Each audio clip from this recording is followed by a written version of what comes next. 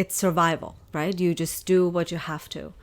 If I think about it really in depth, it scares me because at any time that dual agent could get arrested, he could turn us in and we would be sent to prison.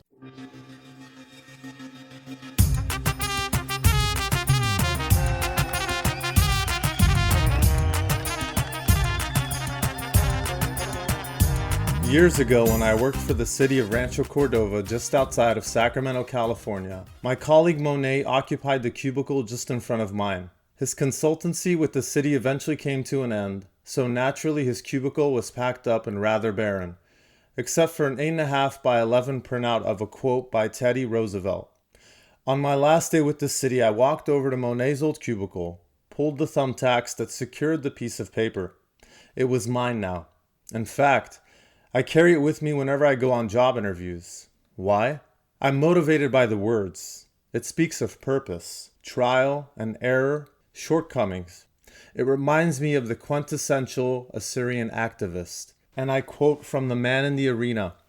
It is not the critic who counts, not the man who points out how the strong man stumbles, or where the doer of deeds could have done them better. The credit belongs to the man who is actually in the arena, whose face is marred by dust and sweat and blood, who strives valiantly, who errs, who comes short again and again, because there is no effort without error and shortcoming, but who does actually strive to do the deeds, who knows great enthusiasms, the great devotions, who spends himself in a worthy cause, who at best knows in the end the triumph of high achievement, and who at the worst, if he fails, at least he fails while daring greatly. Hi everyone. Peter here with you, and I'm excited to be bringing you another episode of the Assyrian podcast. I had a chance to sit down with Juliana Taimoorazy, and as you'll hear, she wears many hats, talking about her interesting journey to the United States, her work with the Iraqi Christian Relief Council advocating for our people, but most importantly, we hear her resonating call to action. The Assyrian word for activism is awuda, stemming from Common Aramaic, ayn, beth, dalath, to do, to make, to cause, to serve, to slave. And Juliana embodies this definition in every sense of the word. Activists serve, perhaps even as far as say that they are servants to a cause, a belief, or to improve social conditions. Support for this week's episode of the Assyrian podcast is brought to you by Tony Kalogerakis and the Injury Lawyers of Illinois and New York.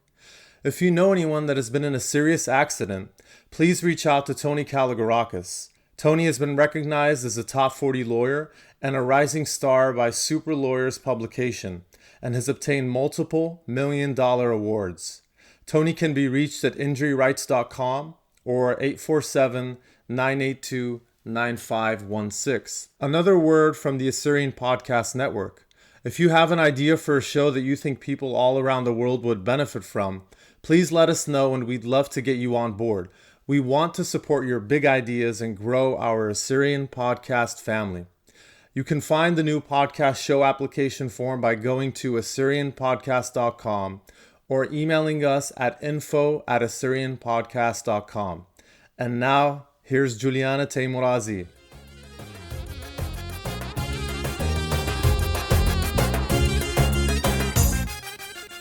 Juliana, welcome to the Assyrian Podcast. It's such a pleasure to have you here with us. Thank you. Thank you, Peter. Good to see you in Chicago. Yeah, likewise. Juliana, why don't you introduce yourself to the listeners? Tell us who you are. Shlama Alochon. Hello, everybody. My name is Juliana Taimoorazy. I'm an Assyrian from Iran. I was born and raised there until I was 16. They smuggled me out when I was 16 into Switzerland. I stayed in hiding for 1 week in Zurich. And then after that, they smuggled me over to Germany, where we sought religious asylum. We became refugees and came to the States in 1990. So most of my life, I've lived here in the U.S. So you were being smuggled after the fall of the Shah? Yes. So the Shah fell in 1979, and our entire lives became upside down. I lived through the war. We lived through the war. I was there until 89, really. One of my good friends, actually from school, passed away, an Assyrian. Passed away during one of the bombings. So, and then I remember we would run to the shelter, we would take cover because Baghdad, Iraq would attack us repeatedly. And then we had to abide by Sharia law. So we as Christians had to cover our hair, our bodies. So the only thing you would see was my face and my hands. We couldn't do the act of the cross. And the reason I escaped at the time, a lot of people say, even Assyrians from Iran today say, why did you escape? And I say, well, first of all, back then, I was under the age 30, I was unmarried, and I was 15, 16 years old. And when you were in that situation, you were not allowed to leave the country as easily, as freely. And I was told that I would burn in hell for my Assyrian Christian name. I was told that I was unclean, najis or najis. I couldn't play with my Muslim friends. My neighbors would spit on the floor, on the ground, whenever I would walk by. So we faced a lot of harassment, religious harassment back then, because revolution was just new. Yeah. The Islamic Republic just came on board, to the country. So we escaped. And this is in the mid-'80s, just to set some context for the listeners. The harassment was happening in the 80s, but I fled in 89. So tell me about you fleeing. How did you arrange for smugglers? Your family arranged that? Yes, I remember that we went through 3 sets of smugglers. The first set told my parents that they would put me in sheep clothing. They wouldn't put me next to real sheep. They would ship me over to India by truck, and then they would fly me to Germany where my brother was. So obviously my parents said absolutely not. The second set of smugglers said that I'm going to marry her. She has to convert to Islam. We will destroy all her Christian paperwork. She'll put a chador, and I'll fly her to Germany as my wife. And my father said, well, what if you don't divorce my daughter? Will you divorce my daughter? He said, well, no, she's going to be legally mine. And if I like her, I'll keep her. Yeah. So, of course, they said no. The third smuggler came and said, he actually came, to be honest. We prayed and fasted. It was Easter of 89. And about, 13, 14 days later, my great aunt contacted us and said, I have a gift for you. And we went, and there's this Muslim guy, Iranian, sitting there, and they said that he's a dual agent. He works for the government, and he does smuggling on the side. And I don't mean to make a light of it, but now thinking back, at the time when we were going through it, you don't think about it. It's survival, right? You just do what you have to. If I think about it really in depth, it scares me, because at any time that dual agent could get arrested, he could turn us in, and we would be sent to prison.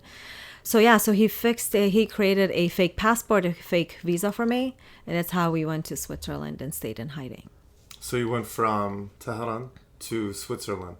Yes, so we stayed in Zurich for, like I said, for a week, and then on the 6th or 7th day, the second smuggler came, knocked on the door, and said, in this monastery, and said, pack up your bags, we're leaving. And he drove us over the border to Germany.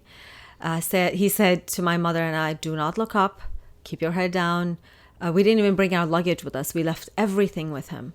And said he put us on the train. We went, met my brother who had been there, my father who had flown directly he had a connecting flight through Zurich.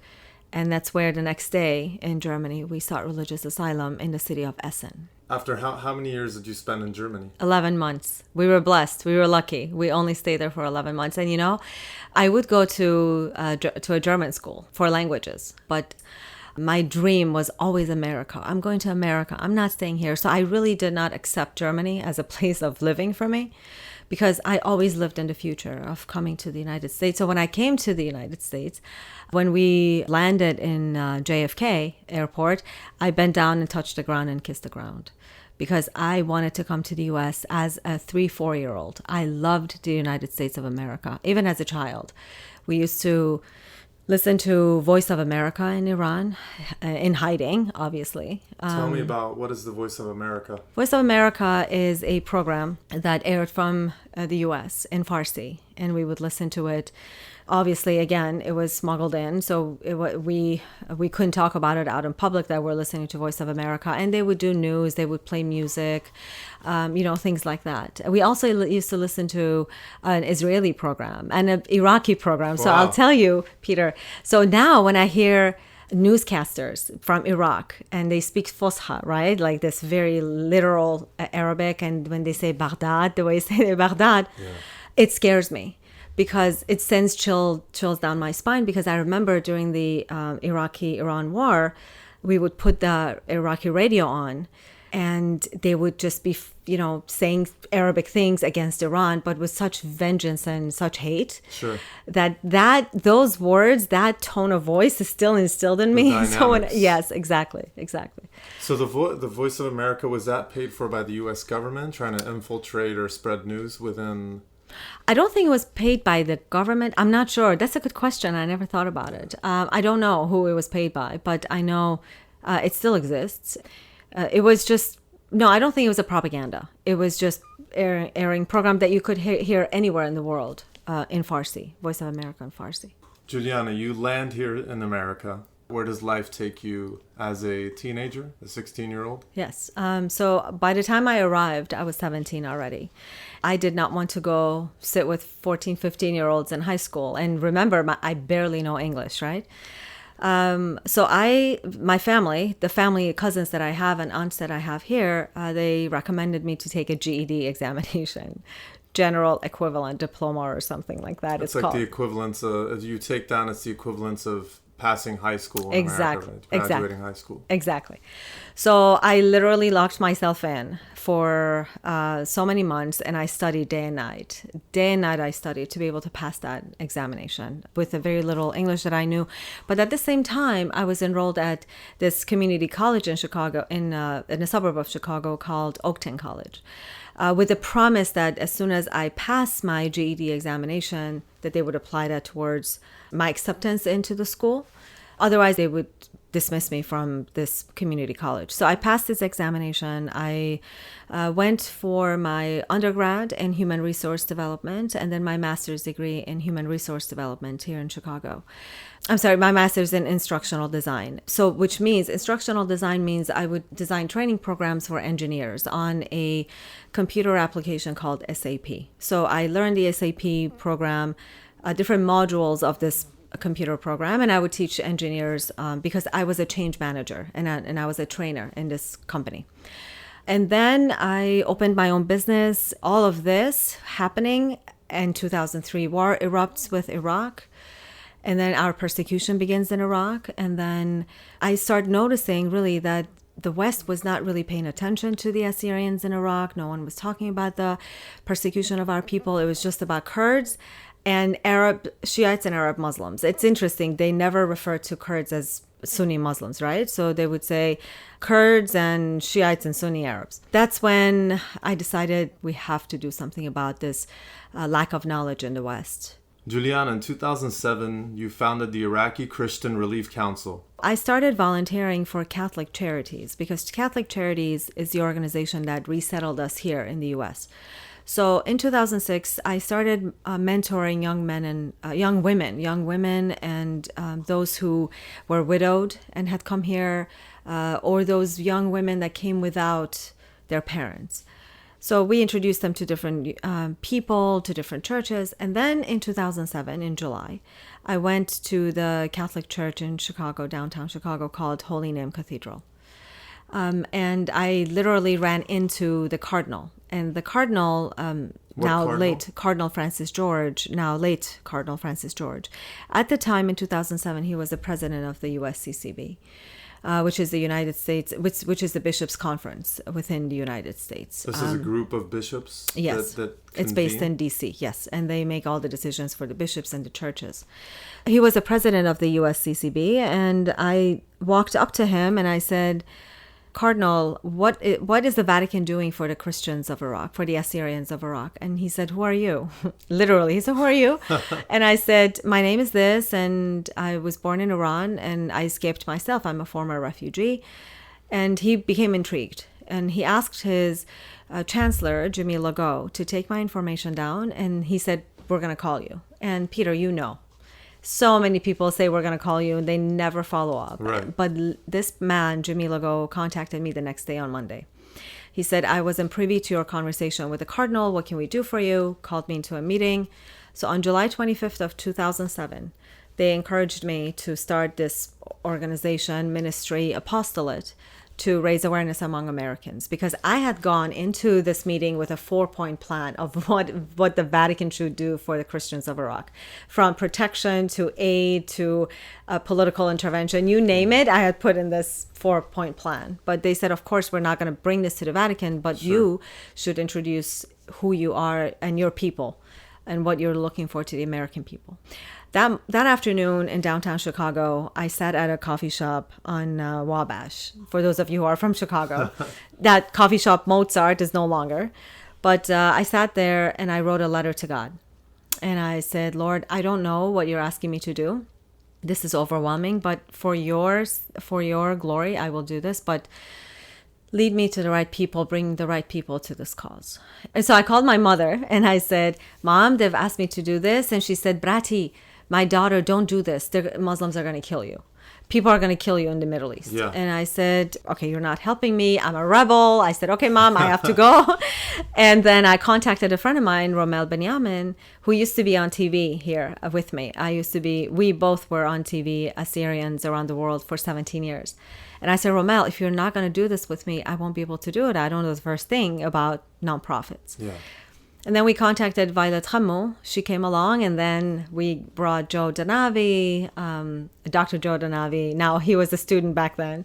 Sabah Hamoun and Ted Zaya and others. We brought them, Hubert. We brought all these men and women to the organization, and we designed the logo. I have to tell you, Peter, a lot of Assyrians said, and a lot of who they call themselves Chaldeans said, you're not an Iraqi. What are you doing serving Iraqi or an Iranian? Focus on Iran. The Assyrians said to me, you're trying to marginalize the Assyrian name. That's why you're calling it Iraqi Christian. And it was a heartache. But my former team knows that we agonized over what to call this organization. Look, it was a strategic move. I'm going on record yet again and saying Iraq was a hot issue. Christians in America connect to Christianity. It was a strategic move to call this Iraqi Christian Relief Council. And when we go to make presentations to their churches, in synagogues and conferences, we introduce who these Iraqi Christians are, who the Assyrians are, why do they call themselves Chaldean and Syriac, and etc. So the goal is to spread awareness. We have our mission is to raise awareness, to ask for prayers and ask for funding. And we send the funding for food, shelter, medicine, clean water, education, anything they need. So from 2007 to 2014, we were simply working in Iraq, and those who were coming to the U.S., we helped resettle them. But starting 2014 and until now, we also have served the community of the refugees in Turkey, Lebanon, and Jordan. How so? In those three countries outside Iraq, but in Lebanon, Turkey, and Jordan, we have partners on the ground. We have churches, we have organizations that we've vetted, and we've established a long relationship with. And we send money for rent. We send money for food vouchers. They purchase things for their household. Medication is very expensive, so we offer that to them. We've had so many cancer patients that we've answered the call and we've helped support. We've had heart patients that we've supported. That's outside Iraq, and we continue to do so. And also, for the last 2 years, we've been advocating for their refugee status. And that's a long conversation. I'll leave it for later if you're interested to talk about what is really happening to the refugees. The world, the Assyrian world, must become aware of how devastating the situation is outside Iraq. We'll go back to it. But inside Iraq, we do a lot more. When you approach a church or a synagogue, what is the ask or what is the pitch or what does the presentation look like? How do you take what the struggle that our people are going through and then disseminating that, translating that, and offering that to a Western audience? So our presentations have evolved over the last 12 years. First of all, majority of the times that we've gone have been through invitations, through word of mouth. A lot of churches hear about this issue or connect to the persecution of Christians issue, and then they go on the internet and they find the organization that I have found it. So initially, the presentation was a long 45-minute one, followed by a 15 or 20-minute documentary. But each presentation was about, from a historical standpoint, who the Assyrians are and what's happened to them from a nationalistic, from a cultural perspective, and also when did we accept Christianity and what has happened to us religiously. We focus on our genocide, major genocide, but majority of the presentation is about what happened starting 2003 with images, with stories, I've brought eyewitnesses with me who bear witness to what they've seen, what they've gone through. And then I show documentaries such as the Sargon Sadi's The Last Plight, for example, or others. There are a few others that I'm a big fan of. And then the church takes a collection, or we build a relationship where they support our projects that come from Iraq. But a lot of funding that comes our way, a lot of awareness that we've been raising en masse has been because of Fox News, BBC, Christian television or radio programs, and etc. So they give our plight airtime.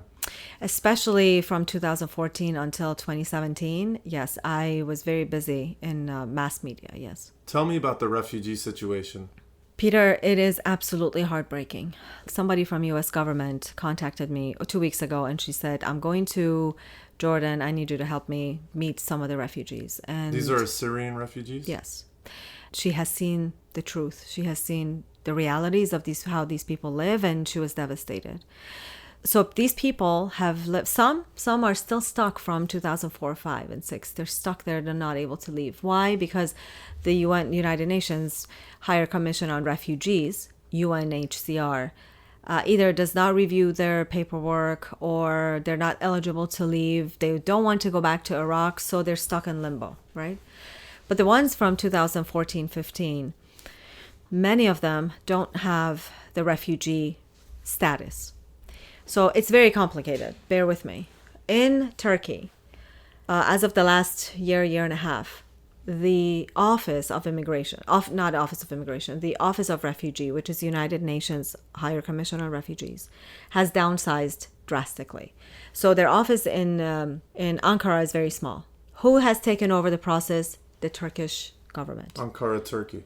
Very scary. Turkish government police essentially has taken over the refugee process. Meaning what? I'm a refugee from Iraq. I escape Iraq. I go to Turkey, and I have to go to the police station. I turn myself in. They give me asylum paper, and they displace me in a town.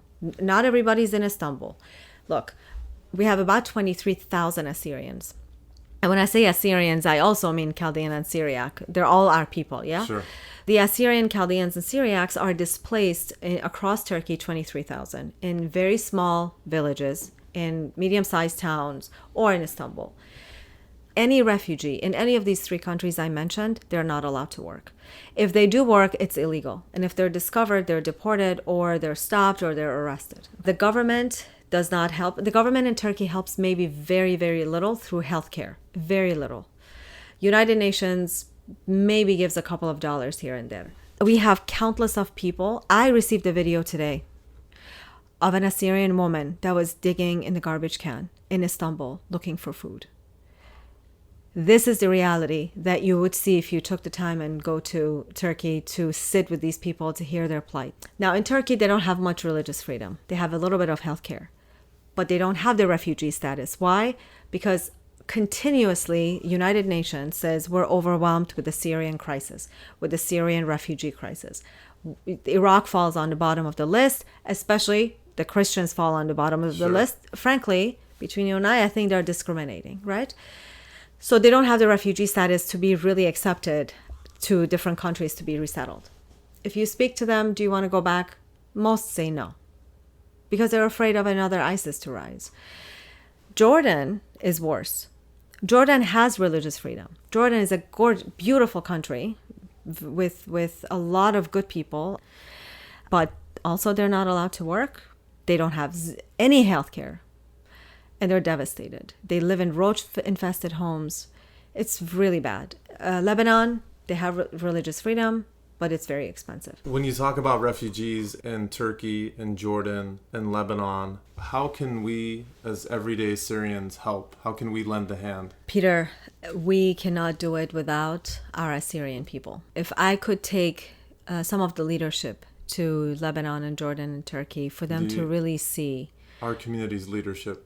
Yes, and that they would be the voice, not just to come and see and feel bad and walk away, but for them to be the voice and really mobilize the communities across the world.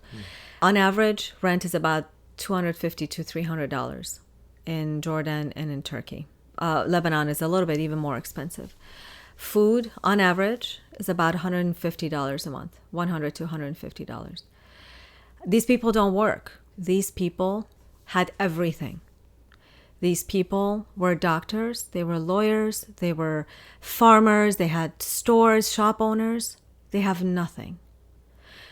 There was a woman in Jordan, Ghussoon is her name. She was stabbed several times by ISIS as she had left her two hair salons. She had two hair salons. So she had left her work, going home. She was taken, stabbed several times, rushed to the hospital. We saw her scars, okay? Her husband was beaten by the shabaks, actually, because his cross was hanging in the car. And they broke his ribs. Shabaks is the minority group that came to Iraq from Iran about 300 years ago, and they're Shiites. They're Shiite Muslims. They beat up this man. They beat him. They broke his ribs. His brother-in-law, his hips were broken. So they escaped to Erbil. They leave one daughter behind. She gets married. They go to Jordan, but the daughter stays in Erbil. In Jordan, children, a majority of she has 5 kids. I believe she has 5 kids in Jordan. The 3 youngest catch this virus in Iraq that causes they to go blind. So these 3 children are on the verge of losing their eyesight. Okay, they need special surgeries. One was operated on about 10 days ago. The other 2 have to have really severe glasses and difficult treatments that they have to go through. And then she has 2 more daughters. Her daughter, 15, 16 years old, hasn't gone to school because she doesn't have the right paperwork. Schools don't accept them. The daughter in Erbil dies under mysterious circumstances. And 2 of her family members also die in the same hospital in Erbil through injection. You imagine millions of dollars of economic loss, family member loss, and now 3 kids are losing their eyesight.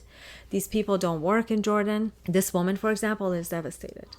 So what ICRC did was we paid for the surgery, we've paid for the glasses, we've paid for some, food money, but the money that we had given, we did not anticipate the eye surgery. So most of the money went for the surgery. So we have to now pay for their rent. So again, the rent is on average about $250, $300. This is one example. 17,000 Assyrians are in Jordan, 23,000 in Turkey, and 4,000 in Lebanon. Approximately 45,000 people of your brethren are suffering. What ICRC is doing is we're launching a very big program, a very big campaign called Adopt a Family program. If you can sponsor a family for $100 a month, you'll feed them for a whole month. $100, that's dinner for 2 people. Yeah. In one night, this family could at least eat with peace of mind for a month. If someone wants to pay $250 a month, that's rent for these individuals. We would give the family that is adopting this family, we create a relationship with them. You get their pictures of this family, you get the stories, and you get updates. If they are being resettled, if there's any movement, any news in their paperwork, you will hear about that, because you will be the first to hear about this because you're the one who are sustaining them. Right. The partners we work with are trusted on the ground, whether it's in Jordan, whether it's in Turkey. In Lebanon, I need to find new partnerships, to be honest with you, because I'm very detailed. And I'm very tough on the partners that I have. And when I demand reports and images and news, I need it right away. Yeah. And if they don't respond, because I'm accountable, Peter, for people's money. I ask your listeners, I beg your listeners to really not just listen to this podcast just as something that they're doing, and it's in the background, playing in the background. But really open up your heart, and be someone that will impact the lives of these people, your brethren, positively. And I promise you, the Lord will pay you 10,000 times over, really. So when I go there 2-3 times a year to Jordan especially, and once to Turkey I've gone. When you speak to most of them, they say we don't want to return to Iraq. But when I probe a little bit more, they say, look, if we have security, number one, if we have security and if we have economic development, we will go back. Not all. Some say, you even put gold at my feet, I will not return to Iraq. So what we're doing is we are advocating with the UNHCR, with the US government, with other governments to open their doors to those that are able to those that want to leave. Look, Peter, I'm sitting in the United States of America, and so are you. We cannot demand people that are suffering in such conditions and eating out of garbage cans to either stay there or go back if they don't want to. I left Iran with freedom as a free woman. So I have no right to tell somebody, no, you need to stay there. If they want to stay there, I've dedicated 12 years of my life and my resources to helping them stay there in Iraq, for example, and rebuilding their lives and etc. But if somebody wants to leave, I am a nobody. I cannot tell them to stay. So if somebody doesn't want to return to Iraq, and it is not fair to keep them in those conditions, so I advocate for them for the governments to open their doors. Does ICRC have board of directors or board of advisors? We do. We have a board of advisors and we have board of directors. Majority of my board is comprised of non-Assyrians. We only have one Assyrian with us, Violet Khamou. The rest are non-Assyrians. 98% of our work is with Americans, with non-Assyrians, with Christians, and with the Jews. Even those Muslims who want to step in and help, we also welcome them as well. The reason for this is, look, 12 years ago, I would like to go on record and say, in an organized fashion, I believe Iraqi Christian Relief Council was the first organization that stepped out of the Assyrian community and really brought new friends into our community, from the Jewish community and from the Christian American and European community as well. Because my work is not just here in the US, it's also abroad. This is why the board is comprised of evangelicals, of Catholics, of Orthodox. Our belief is that we all, regardless of our denomination, we're all children of Christ, and we serve everyone. Sure. without any discrimination. I've never asked, are you Chaldean, are you Syriac, are you Assyrian? I say this because a lot of that goes on in the Middle East. A lot of that has gone on in Syria before 2011. A lot of that happens today in Jordan. This woman, Ghussoon, that I just talked about, a refugee in Jordan, she suffers from this. Her Syriac church doesn't help, or the other church doesn't help, or the other church doesn't help.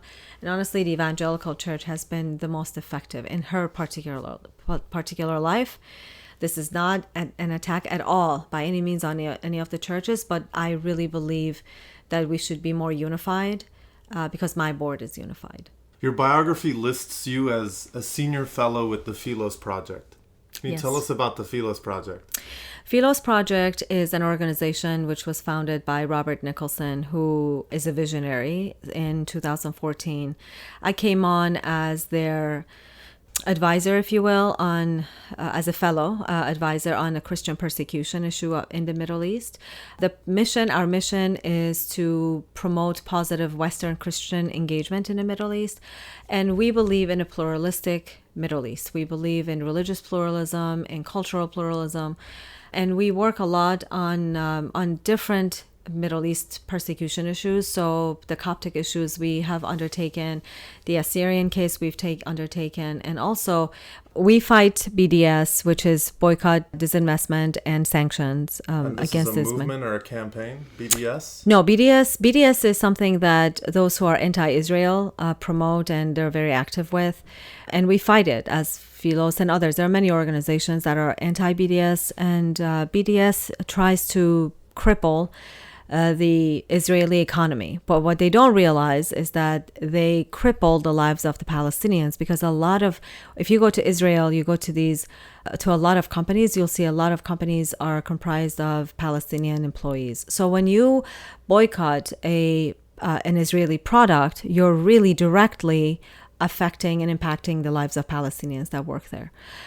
So we also want to show the world that Israel is a democratic country in the Middle East, and Christianity is thriving. I mean, Christians are respected. Their religion is respected in Israel, obviously. How long have you been with the Philos Project? So I've been there from the beginning. In 2014, it was formed, and I've been there since. And Philos has helped us a great deal from an aid perspective, because what it has done is it has helped open doors in American churches to us, especially the evangelical world. They've donated tremendously to help rebuild. So, for example, Odrana Camp, that used to exist in Duhok in northern Iraq. The refugee camp? Yes, there were 44 families there. They were our partner, along with SALT and another organization. The SALT Foundation. SALT Foundation, yeah. So it was SALT Foundation, it was ICRC, it was Philos, and it was IGE organization that created that Odrana camp. And Philos has helped open businesses. Philos has helped with a lot of food distribution. So they've been really assisting from that perspective. I think it's every summer, so I see your Facebook flooded with photos of Assyrian youth headed to Israel. Yes. Is this a partnership or a project that is sponsored by Philos, and what is the intent of this annual trip? So yes, it is funded by Philos, and it's a really exciting program. I mean, you talk about it, I have a smile on my face. Really, honestly, there are several reasons why we came up with this idea. So this is done through Passages. Passages is the brainchild of Philos that takes the Christian students university level from across America to Israel for them to discover their Christian faith and to learn about the Jewish culture and really the conflict between the Israelis and Palestinians. So for the Assyrians, it's a specialty project that we have, or a specialty bus that we call it. The purpose of this is, number one, it's a religious trip that we take kids to holy sites across Israel. They discover or rediscover, they connect, they pray as Christians, and miracles, really, Peter, miracles have happened in Israel to our groups, or when they have returned, they've witnessed miracles in their lives. So it's a really impactful religious trip. It is an educational trip from the perspective of you're in the Middle East. We take you to the border of Lebanon and Israel. We take you to the Syrian border as well. And we go to the Gaza border, and you really get to see the realities on the ground firsthand. You are allowed to ask questions. We have speakers who are pro-Israel, who are anti-Israel, who are pro-Christians in the Middle East. You really get a 360-degree approach. It is not an indoctrination. Even though some Assyrians try to some of them love conspiracy theory, and they push it as a Zionist program. They push it as we're trying to bring people to make them Zionists. That is not correct. We want to broaden their horizons to really see this very real conflict firsthand. So they get a chance to ask questions without any prejudice. We worship together, we pray together, we worship the Orthodox way, the Assyrian Church of the East way, the Catholic way, the evangelical way. It's multi-denominational. Finally, but I think it is extremely important element of this trip, is to plant the seed of Assyrianism or nationhood in their hearts.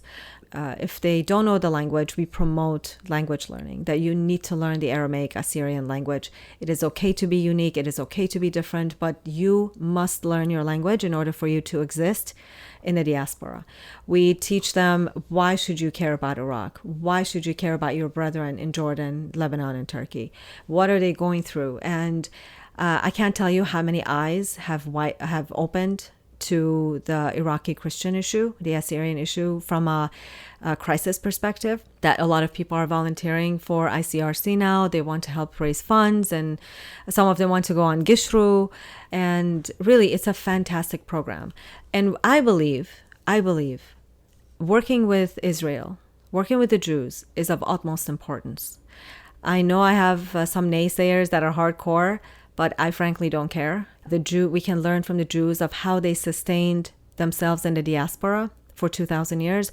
What is it that kept that fire burning for Jerusalem?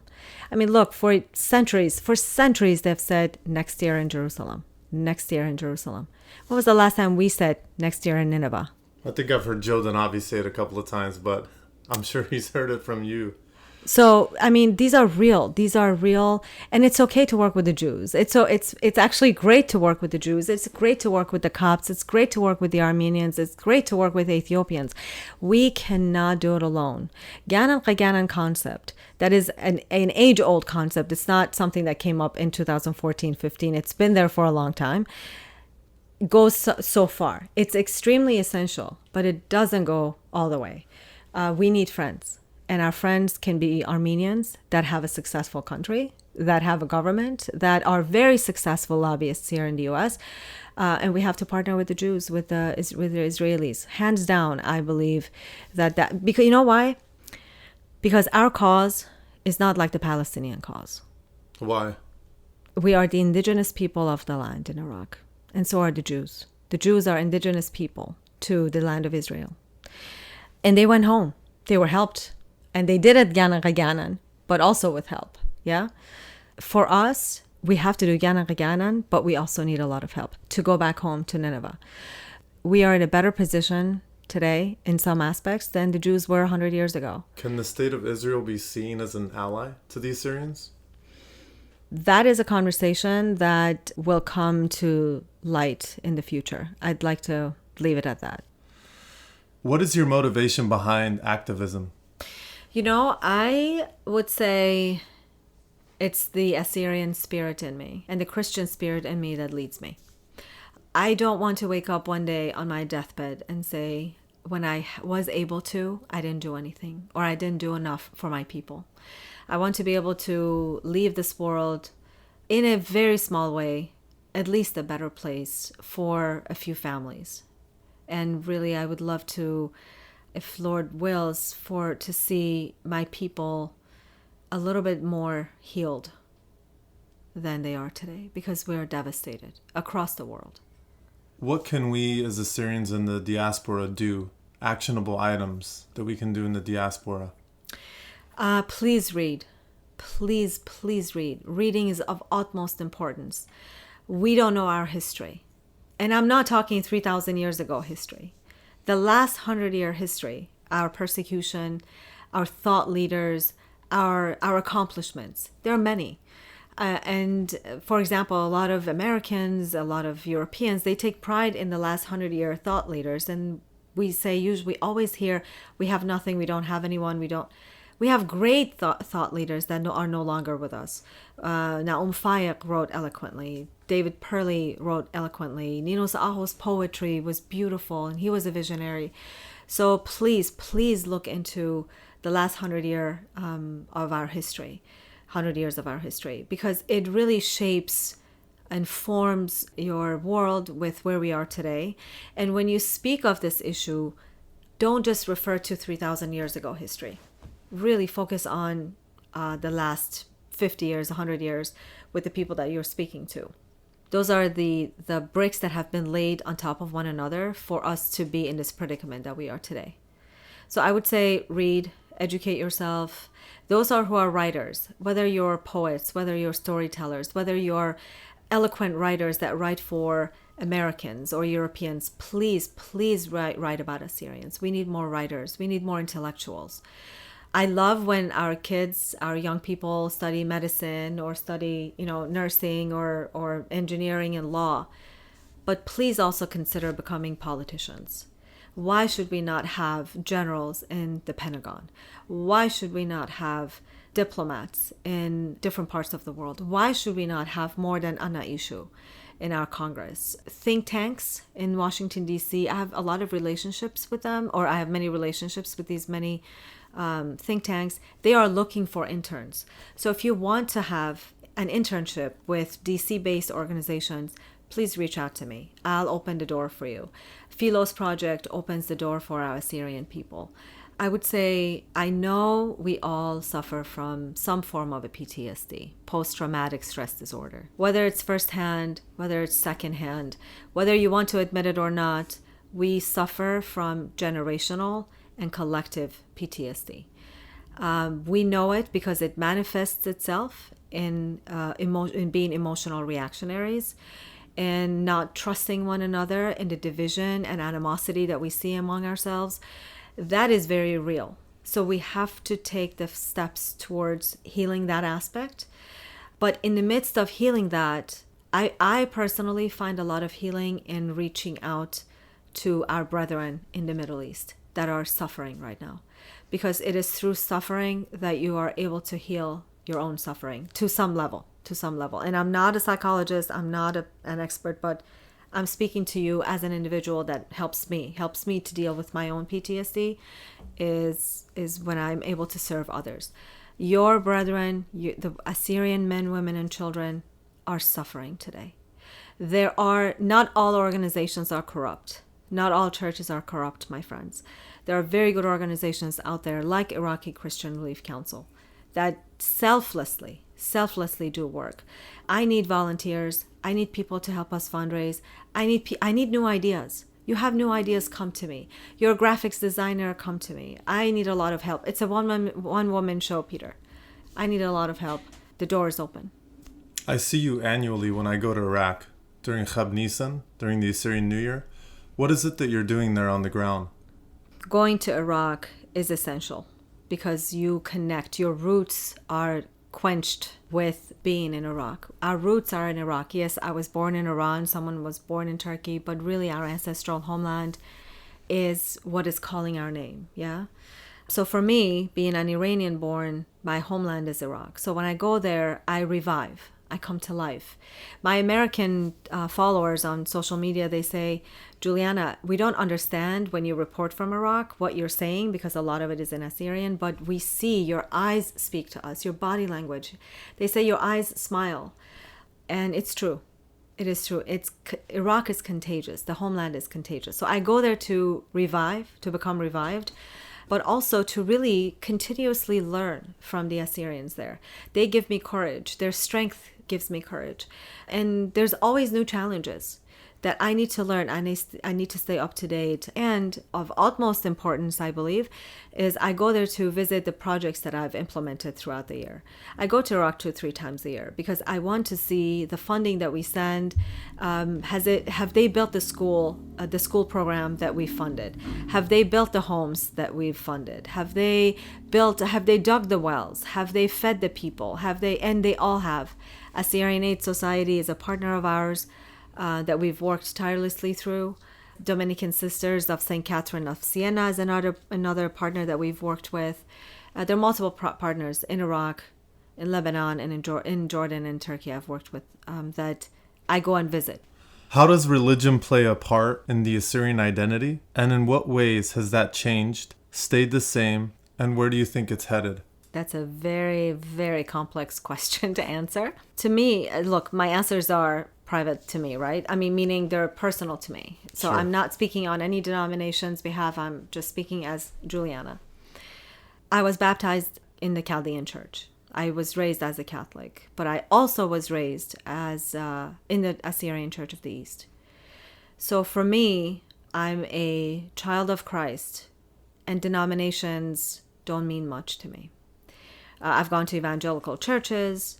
So for me, worshiping the Lord, it is about you and the Lord. Yes, it's a personal relationship. You have to be humble, you have to be a servant, and you have to surrender to Him as difficult as it is. So that's from a religious perspective.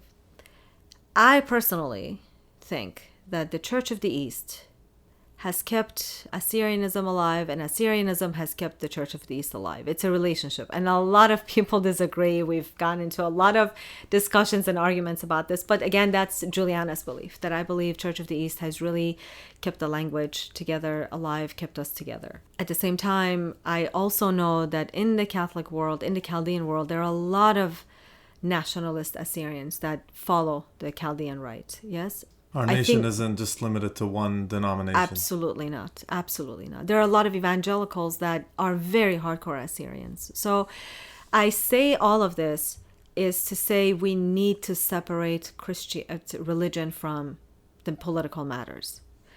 They are intertwined. As much as possible, they should not be intertwined. Because there's division in the body of Christ, whether we like it or not. And that has funneled down into dividing our national nationhood, if you will. I pray and hope. I pray first and I hope second for our church leaders to come together, to really bring unity among members of their churches. It is really, we see the devastation that it has caused between the Syriacs, the Chaldeans, the Assyrians, and within the Assyrians, we're even more divided within the Assyrian churches. So, final answer, I think those two should be separate. Before the interview, we were talking about the Assyrian flag. Tell me about your personal connection to the Assyrian flag. So as we all know, Zora Bedatanos designed the flag in the 1960s. I have the privilege and the honor to say that it was my grandmother that embroidered the first Assyrian flag. Wow. In the 1960s. She was born in Russia to my grandfather who had escaped Urmia. What was her name? Seira Lachin. My grandfather escaped on foot from Urmia to Russia, married her, and then he was taken into a gulag camp in 1937, and she was sent to Iran along with my mother. It was in Iran that she learned how to embroider, to be able to put food on the table for my mother in the city of Hamadan. So Seira, my grandmother, was approached by Zora Bedatanos in Tehran and said, look, I've designed this flag. Can you please embroider it? And she did. And I'm told that the flag now is, I believe it's flying in the United Nations, or it's at the United Nations. Wow. Do you know if she embroidered other Assyrian flags, or was that the only one? No. She embroidered multiple smaller ones, but the big one was embroidered first, and then smaller ones as well. Wow. Unfortunately, I don't have any of them. Help us understand a martyr versus someone feeling sorry for you because of what you went through. Very interesting. I believe there should be a study done on anatomy of martyrdom. The DNA of martyrdom. What is it? What does it look like? What does it mean? How does it happen? There are two types of martyrdoms, I believe. There's white martyrdom and there's red. Meaning white martyrdom is when we're harassed and we're chased away from our homes and etc. So we suffer for Christ. Red martyrdom is when our blood is spilled. I think, we all know martyrdom happens every day. Not just in the Middle East, in North Korea, in China, and other places in South America where Christianity is not essentially or necessarily welcomed. In fact, in the world of Christianity, it is an honor to wear the crown of martyrdom. And I'll give you an example of how I was caught and I didn't know how to answer this question. I was presenting in South Carolina. This Orthodox priest came to the presentation and he raised his hand in front of everybody and said, why should I help you? Why should I help your people? Why don't you want to wear the crown of martyrdom? It should be an honor for you to wear the crown of martyrdom. And we were all shocked, including me. And I said, look, the proverb says that we are commanded to help those who are being led away to death. That's all I will tell you. But really, it's very interesting what he said, and it was thought-provoking. And martyrdom is not just for your faith, it's also for your nationality. We have countless of martyrs for our faith, for our nationality, for our nationhood, for the survival of our nation. And many of those who we know their names, and countless of those who were buried alive by Saddam Hussein, we honor them also as martyrs, obviously. That it's a privilege to die for what you believe in. If tomorrow ISIS knocks on my door and says, I will behead you, or you convert to Islam, I will proudly, I'm on record, proudly will die for Christ. If someone comes and says you have to renounce your Assyrian nationhood, I will proudly die for my Assyrian nationhood. And I would not want people to feel sorry for me or for the martyrs that we've had, our sacred, holy martyrs that we've had. I think it should motivate the world. It should plant the seed of mobilization, the seed of pride for what those people have died for. And we ought to uphold that cause, whether it's Christianity or nationhood, the Assyrian nationhood, so their blood will not go in vain. That's extremely critical. So I think for me, what drives me every day is the memory of my great-grandmother that was burnt by the Kurds. And then she didn't die through her wounds, but she was then beheaded. I fight for my great-uncle that was dragged behind his horse by the Kurds in late 1800s. I fight in the honor of Freyduna Turaya, my great-uncle, who died for this nation. My grandmother, Juliana Taimoorazy, who dedicated her entire life as a young woman until the day she died in preservation of the Assyrian culture. So I do this for Christ, and I do this for Mother Assyria, and I do this for my people. Aside from activism, I'm sure you have a life. What is it that you're currently working on? Once you're an activist, you're always an activist. You can't separate it from your day-to-day life. You breathe it, you walk it, you sleep it. It takes over your life. And I'm proud to say it's taken over mine. I wrote a poem, March of 2018. Somewhere in there I say, self, what self? I do not know a self. I do not know where Assyria begins and I end. And I don't know where I begin and Assyria ends. So for me, this is like breathing. My work for the Assyrian nation is like breathing. And it leaves very little room for anything else. But I managed to squeeze a little bit of time that I have left to myself on something which also hopefully will be used for advocacy, which is a book that I'm finishing this month, called Daughter of Nineveh, Pratit Nineveh. It's a memoir. A part of it is my memoir of how I lived in Iran. What was it like to be fleeing Iran, and what was it like to live here and assimilate in the U.S. without losing my language and culture. The middle of the book is about the Assyrian history, culturally, nationalistically, and also religiously. The last portion of the book is about Al-Qaeda, ISIS, and Saddam Hussein, followed up with an epilogue of what someone who wants to be involved, what can they do as a non-Assyrian, and what is it that I ask of my Assyrian people? A call to action. A call to action, exactly. That's me. I'm an advocate who've dedicated her life. I do enjoy classical music greatly, and I do read. I believe in reading, and I promote reading to my people, to whoever I know, and my family. Reading? The 30-Year Genocide by Dr. Benny Morris and Ze'evi. Dr. Ze'evi, they both are from Ben Gurion. I believe it is the most eloquent book written on the Assyrian, Armenian, Greek genocide. They mention Assyrians extensively in the book. And I'm actually sharing the panel with Dr. Morris in September in New York. He and I will be speaking of the genocide. I know earlier we mentioned call of action. Or in your book, you also mention that you have written a call to action for Assyrians and non-Assyrians as well. How can people get in touch with you? I'm on social media, obviously. You can always reach me through social media. You can always contact me via our website, IraqiChristianRelief.org, IraqiChristianRelief.org. I'm a big texter, so you can text me. I'm terrible with email, so don't email me. But I'm here. I'm here to serve. And Peter, they can always reach you so they can reach me.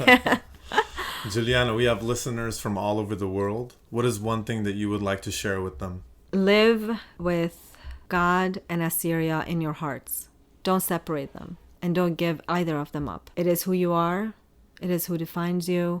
And be proud to be unique. Be proud to be different. Be proud that you speak an ancient language and you belong to a beautiful, beautiful nation called Assyria.